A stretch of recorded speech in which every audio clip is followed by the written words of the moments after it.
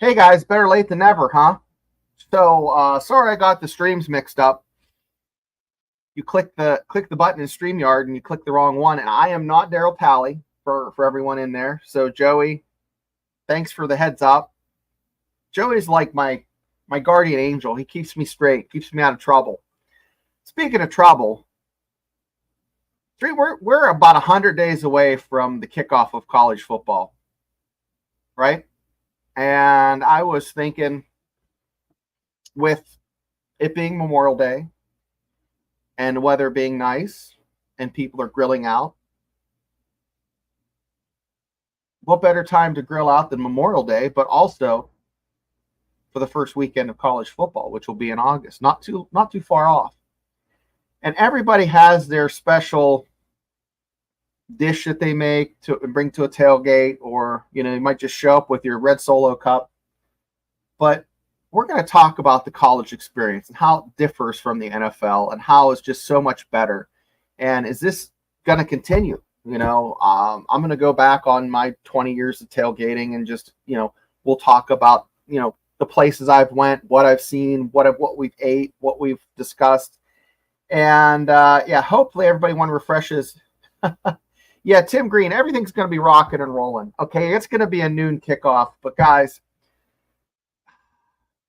it's unfortunate they don't have the days where you could just, literally camp out there. I mean, there's certain times, and it's great that the university has those regulations to kind of, police what happens, but you used to just be able to go down there and just start, setting up. It was like the Wild West.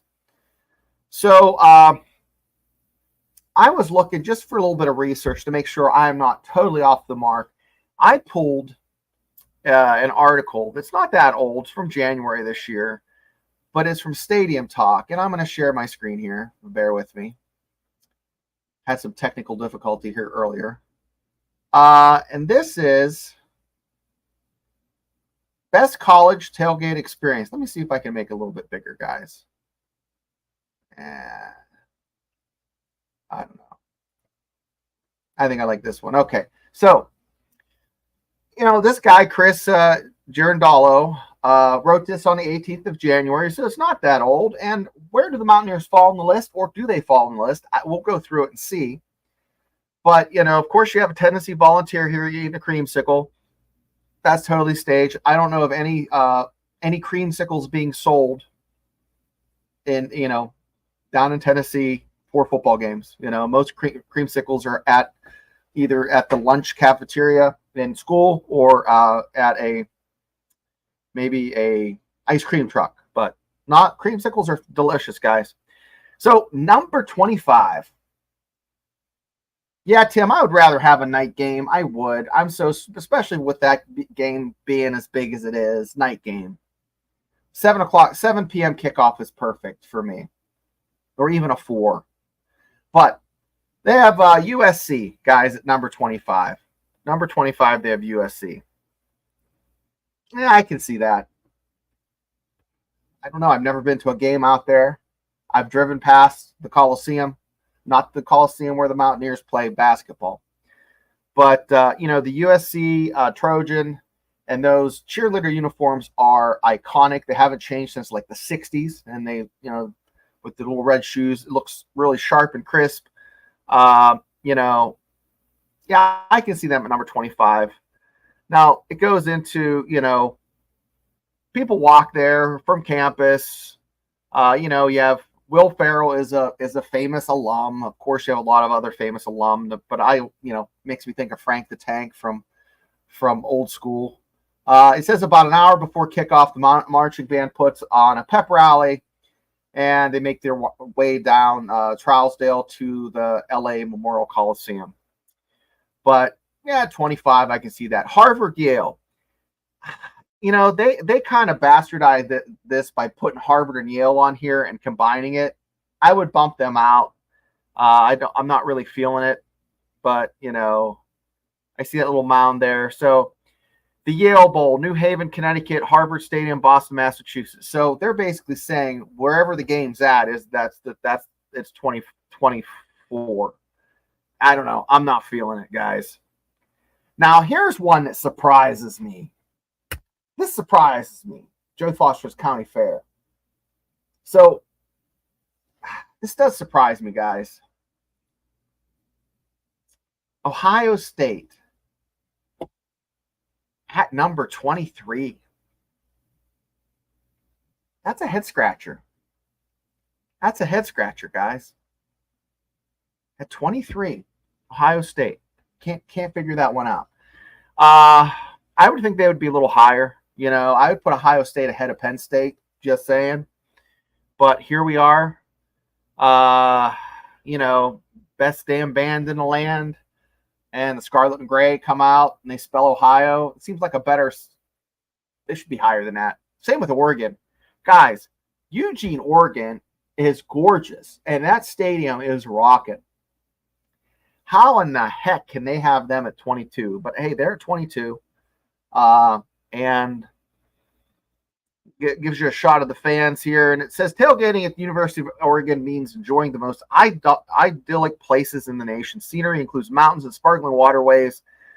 You know, and the Ducks have like a fantastic indoor facility, and tailgating is supposed to be just bar none. So if you're going to the north, if you're going to the Northwest, I would say Oregon and Washington would be two hot places. Let's see if Washington's on the list. Nebraska. I wonder what this fellow's saying to those people.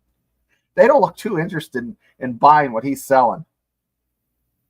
So Nebraska. So nestled downtown in Lincoln, Nebraska, fans give a chance to bar hop before the games.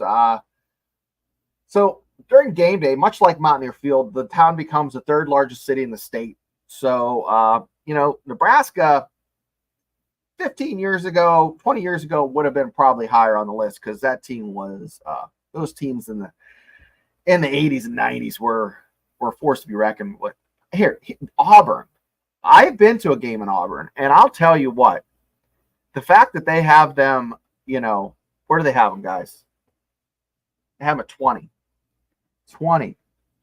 I don't know. I'm not feeling that. I think they're, you know, Ole Miss and Auburn are really fantastic venues. So they have the Tiger Walk. They're the first to do that at Toomer's Corner. Fans roll out toilet paper after a victory. It cost $1 million 4 years ago because of the COVID. But, you know, here's number 19, North Dakota State. I don't know, but I must have been missing out. But it looks like they're doing some Jaeger bombs and they're eating shrimp cocktail and maybe some cookies. That's kind of a strange combination, but hey, it works. I love it. I'm feeling it. So, you know, North Dakota State, they're a good program that kind of reminds me of Marshall in the 90s. You know how Marshall was just rolling people and winning those national championships. But you know, they eat deer, moose, buffalo, anything they can find on the list. They grill it, they kill it, they cook it up. A Red River rivalry, guys. Cotton Bowl. This guys should be higher. This should be higher. Look at that, the Cotton Bowl.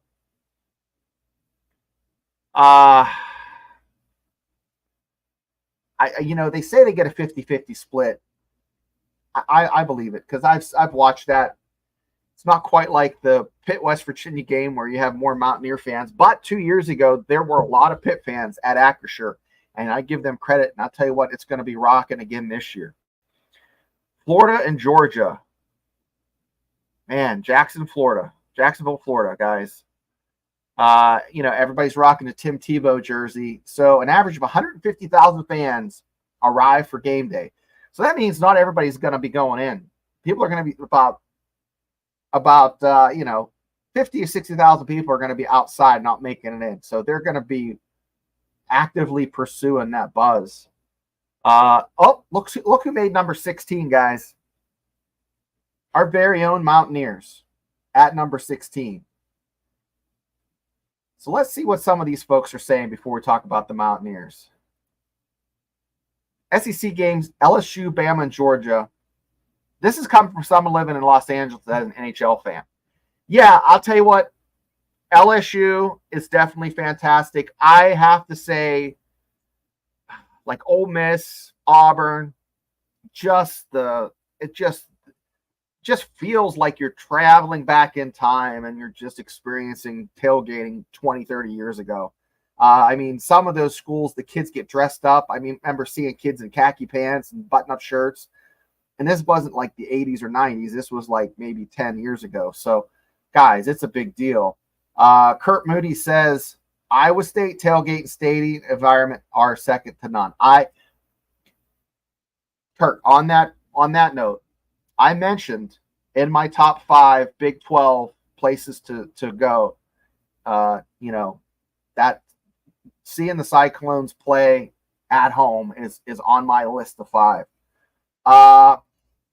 Another, Dan K, Iowa State for the Big 12. Yes, guys, I want to go there. It looks like a fantastic place. But let's talk about the Mountaineers real quick. So it looks like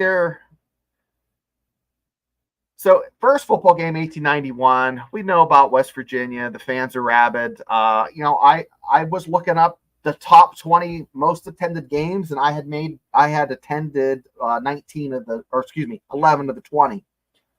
Number 1 being my freshman year, West Virginia beat Miami, and that had 70,000 people. And that's when the end zone, there was like a section that's no longer there. The stadium holds less people now than then.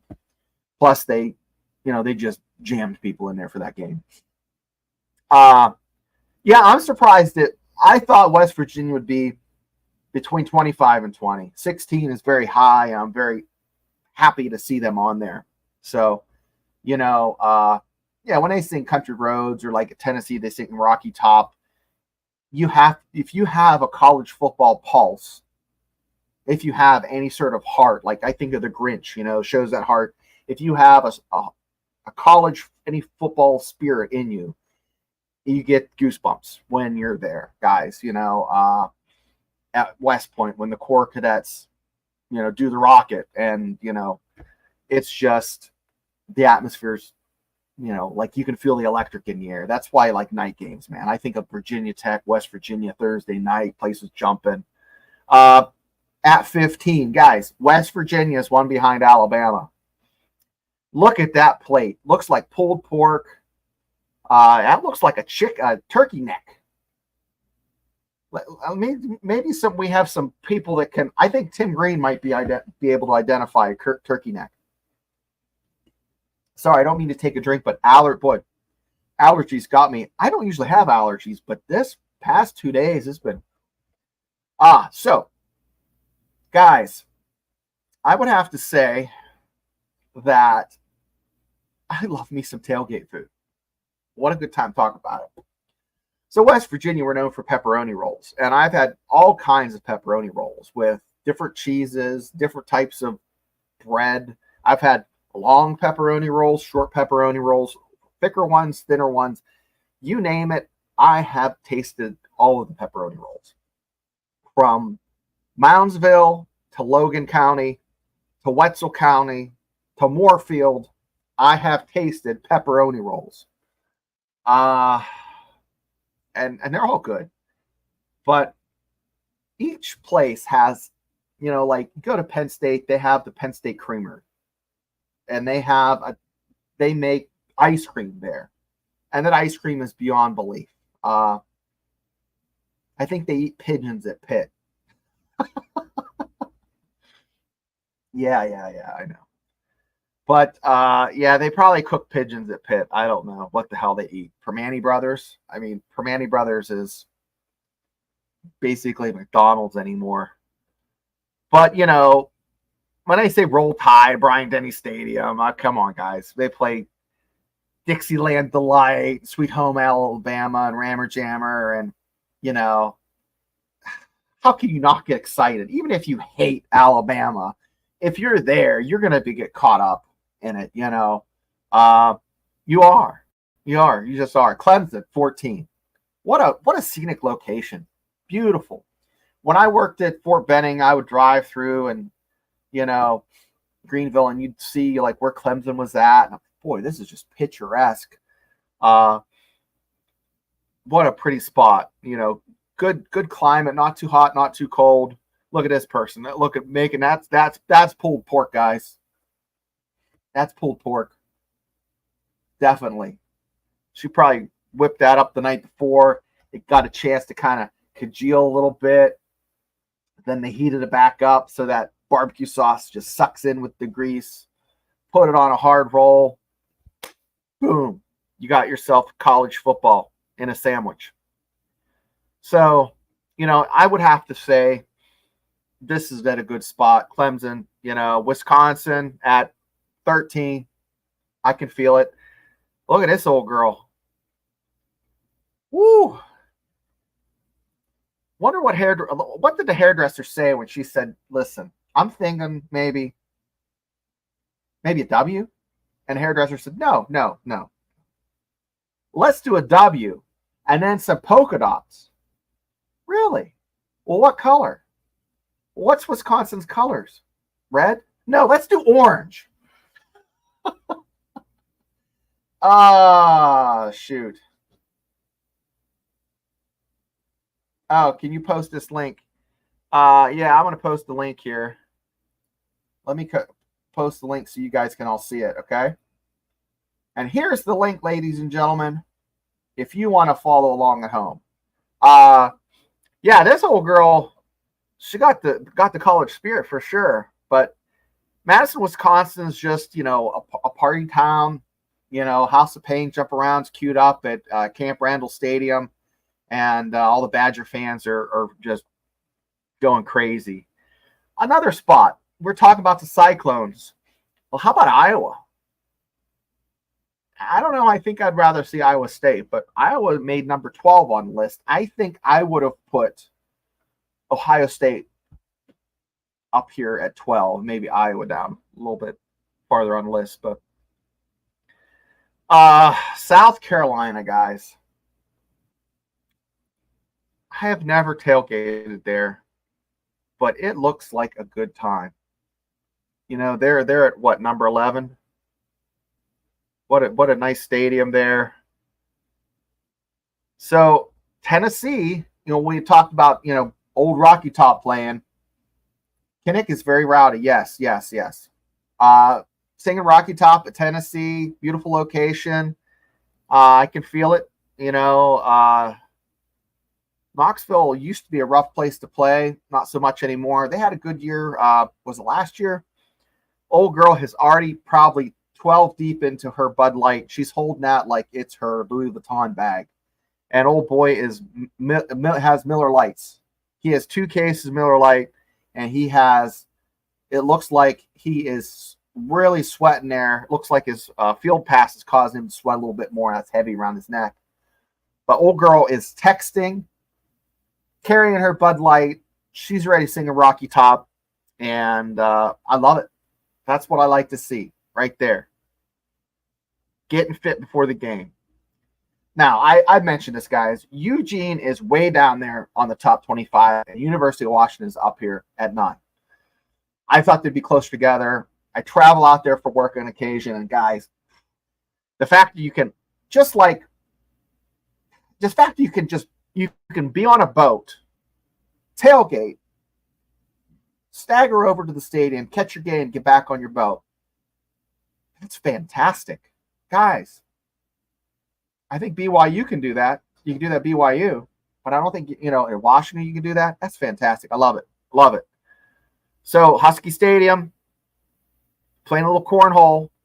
The harbor can hold 150 boats. Sailgating is what they call that. That's actually a term, sailgating. So, number 8, we have University of Michigan. The University of Michigan. And it looks like they have a Badger guarding Pabst Blue ribbon right there. See that, ladies and gentlemen? We have a Badger right here. See that Badger with my little pointer? That's pretty fantastic. Yeah, I've been there. It's what's really strange, guys. You drive along, and then you see the stadium like built into the ground. It is, And it's not like most stadiums you drive and you see it. It's like it has a presence, but no, it creeps up on you. Like, whoa, there's the stadium. That's what the Michigan fans, it's different, a little different, guys. But it holds a buttload of people, 115,000 people going, getting all nattied up, drinking a Pabst Blue Ribbon, with that honey badger or whatever it was. Okay, guys, Penn State. I've been up there a number of times. I don't know why it's at 7. I don't.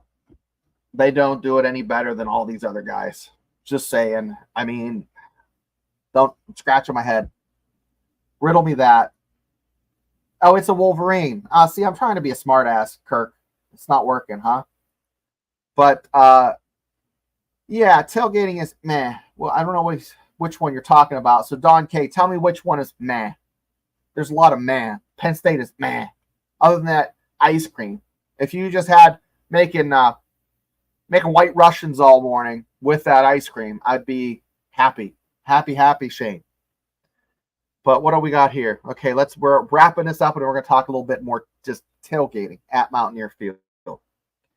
Penn State, we talked about Penn State.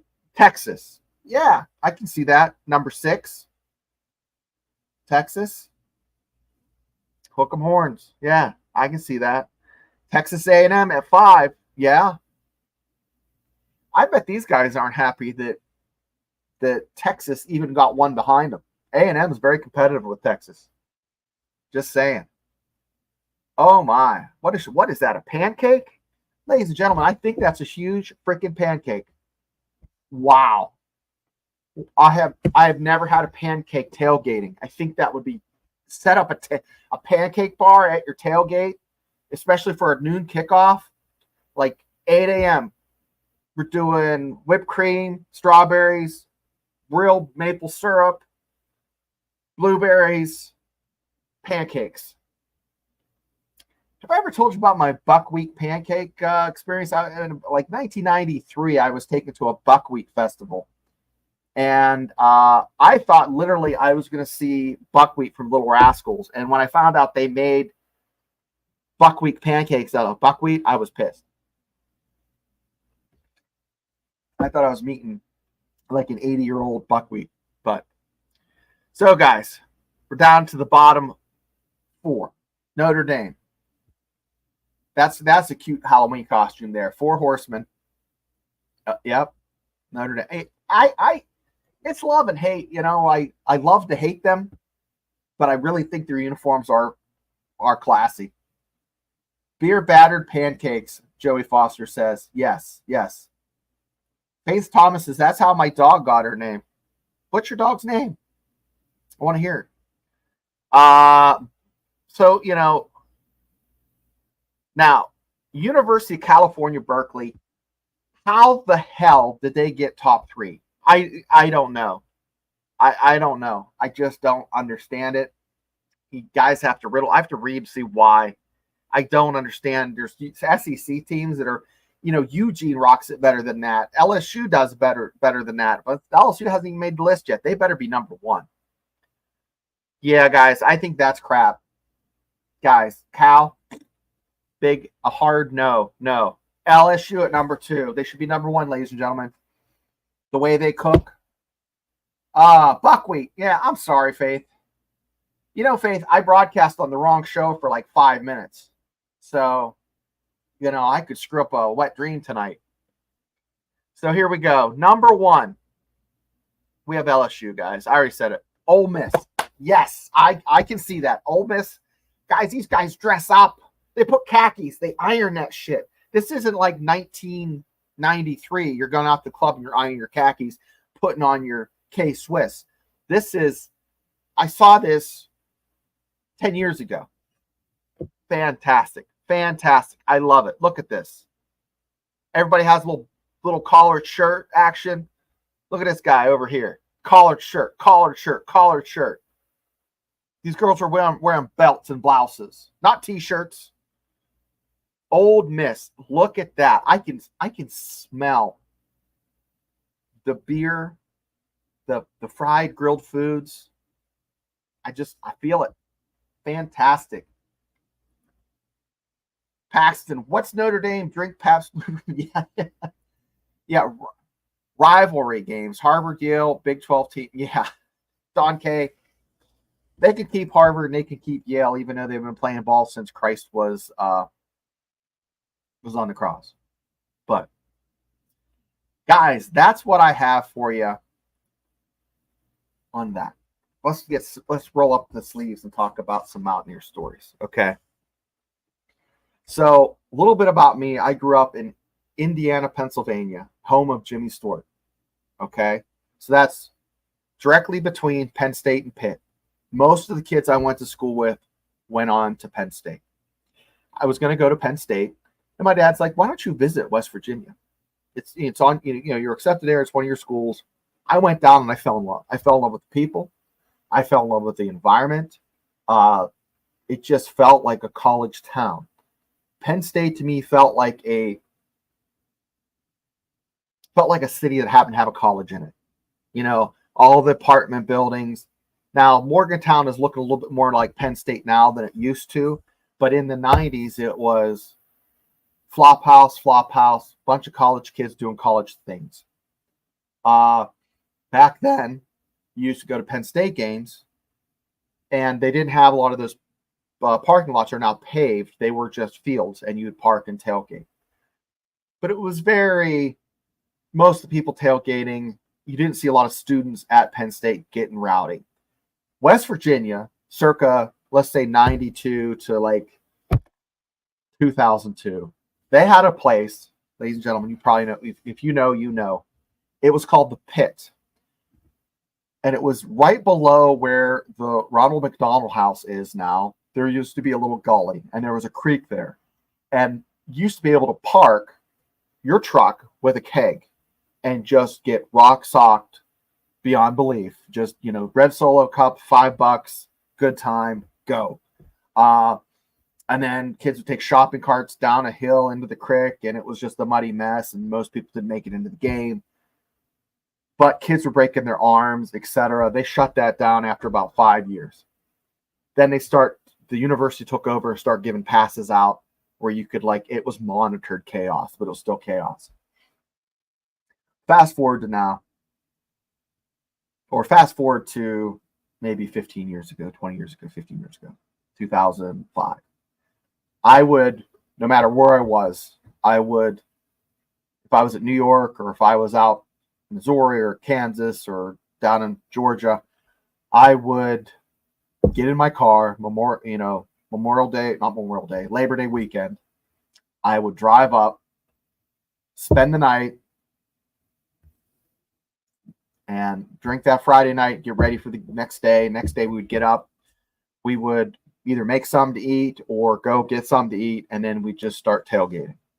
And everybody would pack whatever they could into a cooler, and we would find a spot. Sometimes it'd be over by Ruby. Between Ruby and the Hampton Inn, there was an area there that's now, I think, the Gray Lot tailgate. And then you'd wander around from tailgate to tailgate, seeing people you haven't seen in years. And it was great. You get to talk to people that you haven't seen in maybe 2 or 3 years, reminisce. What are you doing? Hey, how's it been? And that is key for me as a Mountaineer fan, is keeping those connections with fellow Mountaineers. And then it's great to see the younger folks experiencing a college, real, football fun, just getting ready for the game. But, you'd wander in 45 minutes before the game, or maybe half an hour before the game, and you'd see the band come out. But those are memories, like West Virginia beat Miami. That was a big deal. I was there for that. When they lost Ohio State in 98, I remember that game. So these are memories you have and you hold. Spending time with my friend and his dad before his dad passed away, we'd meet up and go to these games. So, these are memories that I hope that Mountaineer fans, that Iowa State fans, that Kansas fans, the Colorado fans, even Utah fans, even you Utah fans, are going to be able to have and hold for years to come. And the impending change does not trickle down into the experience, into, the taste, the smell, the electricity of game day. That I hope doesn't change. I hope we don't step all over dollars for dimes as far as the experience goes, because that's what it comes down to. That's why even though I'm a Steelers fan and the Steelers were rocking over the past 20 years, I would see a Mountaineer game, drive from wherever to see a game, and I was given Steeler tickets and I wouldn't even take them. Okay, so that's what college football means to me. So I know, people might have tuned off with me going down that rabbit hole, but that's what it means for me. Yeah, so Joey said that him and Adrian Morrell were trying to find some tailgating at Pitt, but it was horrible, not a college campus. My point exactly, Joey. And Joey, I was talking to Blake, who does the season tickets, and he had asked if I wanted to get Pitt tickets. And I really don't think I want to go to Pitt, even though it's 40 minutes from my house, because you just don't have that feel. So let's talk about what happens when it's a away game. What do I do?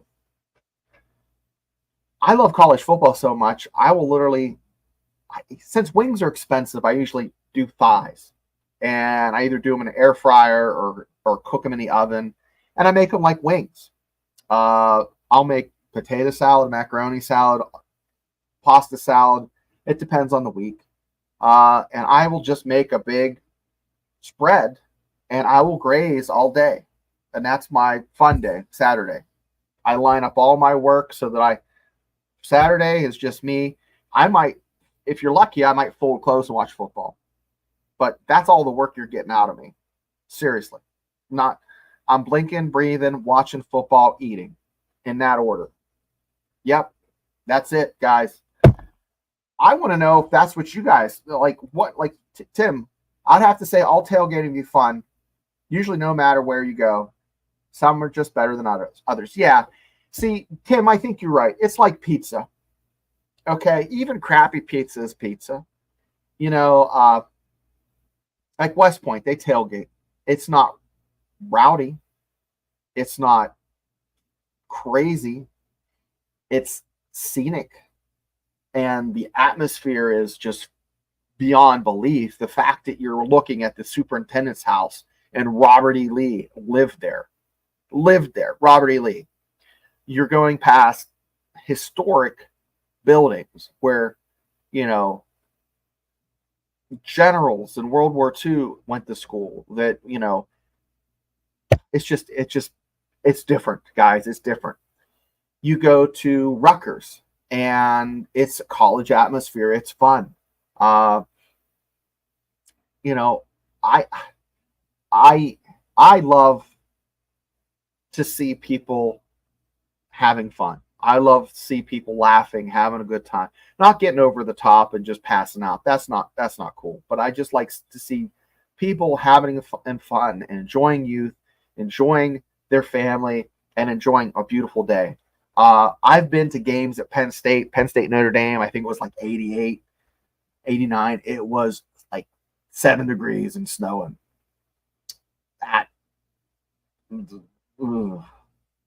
That's like, at that point, I think I'm going to go inside and watch it. But if it's a big game and it's snowing, guys, you just gotta bundle up. You gotta love the suck. Joey's talking about fun at Virginia Tech. Yeah, at VTech. Okay. After pregame ceremony, I can't eat another bite. Yeah. And Kraft macaroni and cheese, not elite bite. Yeah, that's true. Yeah. But most of the time, I would have to say, guys, you get up, you get ready for the day, you watch some college football. Some people go to sports bars and watch it. Like Low Country Mountaineers in South Carolina, or alumni chapter, they'll have watch parties at certain places, which is great. That gives you an opportunity to meet with people that are Mountaineer fans. I had a Sugar Bowl watch party in Iraq. Yes, I did. I contacted the university. They sent me a bunch of Sugar Bowl pins and some swag. And I had about 15 West Virginia alumni, including General Broadwater, who is, recently passed away about 10 years ago. Great guy. We had a watch party and watched the Sugar Bowl in Iraq, and that was really, really fun. So it's nice that no matter where you go, people recognize the WV, the Flying WV. They're like, oh yeah, West Virginia. My sister's husband was an air crew, and he was getting, and my sister also was an air crew in the Air Force. They're getting they tell me a story where some kid went, oh, they had a West Virginia shirt underneath their flight suit. And they're like, you're a West Virginia fan? She's like, I went to school there. No matter where you're at. I remember going into Kuwait, and going to the bathroom and seeing someone had Sharpied a Flying WV. I mean, no matter where you go, you're going to see it. So it's great to have that. Makes you feel a little bit like, oh, I'm home, even though you're thousands of miles away. That's just the way it is. And I'm sure it's like that with everybody. If you're a UNC fan, or if you're a Duke fan, or if you're a Wildcat fan, or maybe USC or whatever, people like to feel like they belong. And you definitely, with West Virginia, you have that sense of belonging. But I want to take this time, Memorial Day, to talk about that. It's about the experience of enjoying yourself and, loving the fact that you have a passion, and it breaks your heart. But when your team wins, it makes it that much more enjoyable, So I just wanted to take the time today to talk to you about that, and to share those experiences, and to see what your experiences were. And if you like this content, like and subscribe. If you don't, you don't have to watch. Well, you've already watched 30 minutes of this nonsense, so thank you for tuning in. But Monday, Joey and I are going to be doing AI, and AI has been just taking a dump lately, but Magic 8 Ball has not let us down. No, it hasn't. It has been creepy, So Monday, guys, 8 p.m., we take the Magic 8 Ball, shake it up. I do a digital version, so you can see it on the screen. It comes up, and it's like, try again later. That's what we have Monday. Tuesday, Joey's going to have a video he posts. Wednesday is Frank Fear and Coach Christ. So it's going to be a fun show. Thursday, of course, is the Big 12 show here. And we're not lacking for any content for the Big 12. With the conference realignment and Utah coming in and just being obnoxious, it makes for some an easy time of shooting the bull about the Big 12 for an hour, and you won't be disappointed. And then, of course, Fridays, here you have it. You get Shane. I apologize for the technical difficulties tonight. I broadcast on the wrong channel for about 4 minutes, but hopefully we didn't lose too many folks. But that's all for tonight, and I am so happy that I got to spend some time with you, and I will see you all next week, and we will be, Joey and me will be Magic 8 Ball in this rascal up, and we're just going to have a grand old time. So thanks so much, and good night.